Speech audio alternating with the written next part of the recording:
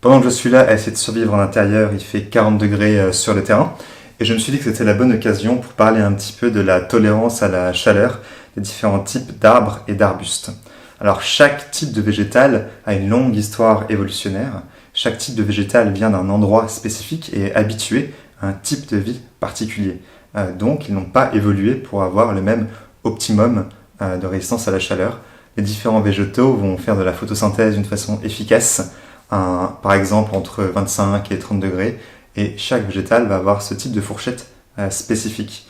Et au-delà de la fourchette dans laquelle il est adapté sur le plan évolutionnaire, cet arbuste va commencer à avoir des gros problèmes. J'ai fait une liste de tous les types d'arbres et d'arbustes fruitiers avec leur tolérance à la chaleur. On va commencer par ceux qui sont le moins tolérants et on va progressivement se forger un chemin vers les arbres les plus tolérants à la chaleur. Alors à garder en tête, tous les chiffres que je vais citer, c'est à titre indicatif, mais globalement, l'ordre dans lequel je vais citer les arbres est tout à fait valable, même s'il y a plein de facteurs qui rentrent en compte. Il y a le porte-greffe, si c'est un arbre greffé, il y a le microclimat spécifique où vous êtes, il y a la variété spécifique, chaque variété va réagir un petit peu différemment. Il y a ce qu'il y a autour de votre arbre, s'il est un petit peu à l'ombre à certaines périodes, le type de sol, plein de facteurs. Donc on va rester sur des idées générales.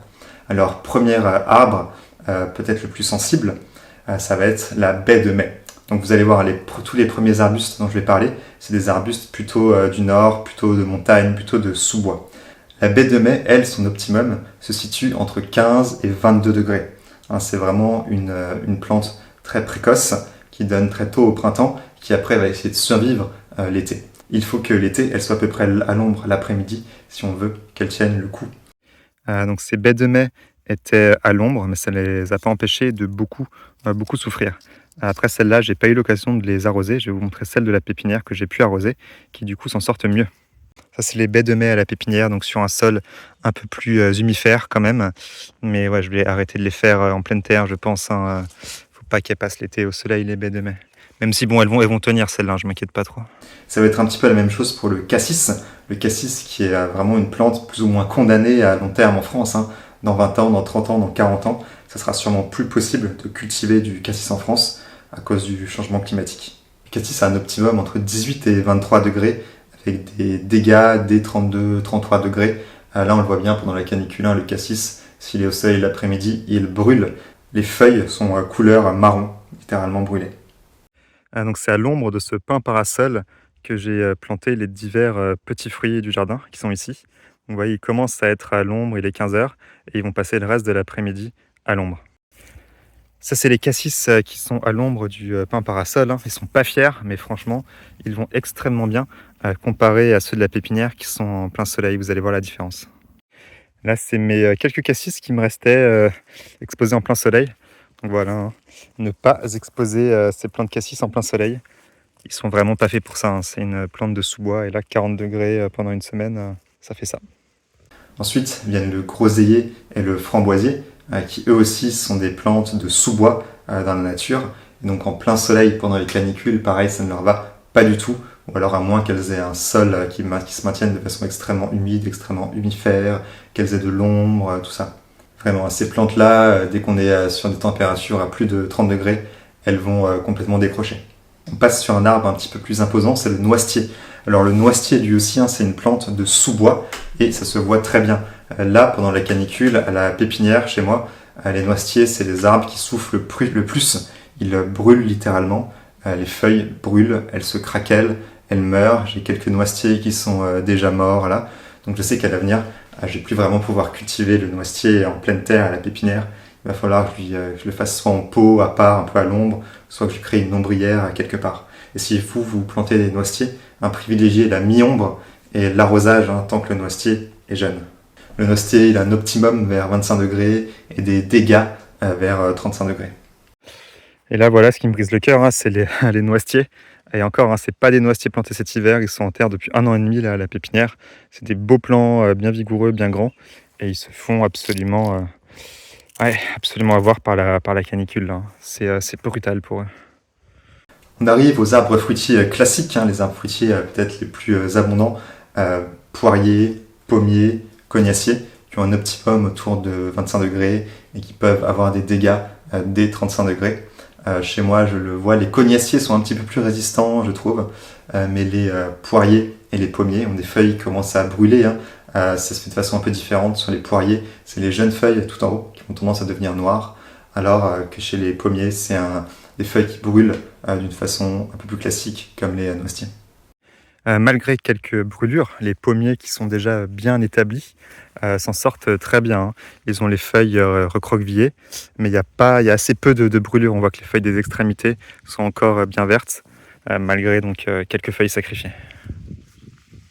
Les poiriers qui sont déjà bien installés, ils s'en sortent. Après, encore une fois, moi je suis sur sol lourd ici. Sur sol léger, ça serait une autre histoire, hein, parce que j'arrose pas les arbres comme ça. Les poiriers s'en sortent pas trop mal à la pépinière, malgré des brûlures. Ah, et j'ai oublié de parler des néfliers, qui pareil, hein, s'en sortent plutôt bien. Vous voyez, ils sont encore en pousse avec un arrosage modéré. Donc on a quand même quelques gros dégâts liés à la canicule sur les pommiers, hein. Là, on le voit assez clairement. La plupart des pommiers s'en sortent plutôt bien, presque sans arrosage, hein. Ici, j'ai vraiment arrosé pour la première fois ces derniers jours. Là, les cognaciers à la pépinière, les porte-greffes, ils ont l'air de plutôt bien tolérer la canicule, hein. Et je les ai plantés cet hiver, donc ils n'ont pas eu le temps de faire de bons systèmes racinaires encore. Et je les ai arrosés pour la première fois hier. Donc à la pépinière, je suis assez content de la résistance des cognaciers, encore une fois sur mon sol lourd. Et pareil pour les porte-greffes de pêcher, aucun arrosage, aucun problème. Le nashi, le poirier asiatique, va avoir tendance à tolérer un petit peu mieux la chaleur que le poirier classique. Mais les fruits, hein, peuvent subir des insolations. Là, je le vois chez moi, il y a des fruits qui ont commencé à brûler. Donc eux, c'est perdu, hein. On peut les couper et laisser le champ libre aux fruits qui n'ont pas été touchés par l'insolation. Ça, c'est un nashi que j'ai beaucoup arrosé. Donc il s'en sort très bien, malgré des brûlures. Là, on a un nashi bien en fruits qui, pareil, s'en sort assez bien, malgré des brûlures, hein, aussi bien sur les feuilles que sur les fruits. Ces fruits-là, il faudrait que je les enlève, hein, parce que je pense qu'ils ne sont pas rattrapables, ils sont perdus. Les nashis à la pépinière se portent bien. Et on voit que les feuilles qui grillent en premier, c'est les feuilles près de la base, hein. C'est celles-là qui sont sacrifiées en premier par l'arbre. Ensuite, on arrive au grand groupe des cerisiers, pruniers et abricotiers, avec un optimum autour des 22-28 degrés et des dégâts dès qu'on dépasse 35-36 degrés. Alors de ces trois-là, je vois bien chez moi que c'est le cerisier qui est le plus sensible à la sécheresse. Le cerisier, c'est lui dont les feuilles souffrent le plus, hein, qu'elles se replient, qu'elles commencent à brûler. Le prunier, il y a aussi des feuilles qui brûlent, et je le vois, c'est surtout les feuilles du bas qui se séparent des feuilles les plus anciennes au profit des feuilles les plus jeunes.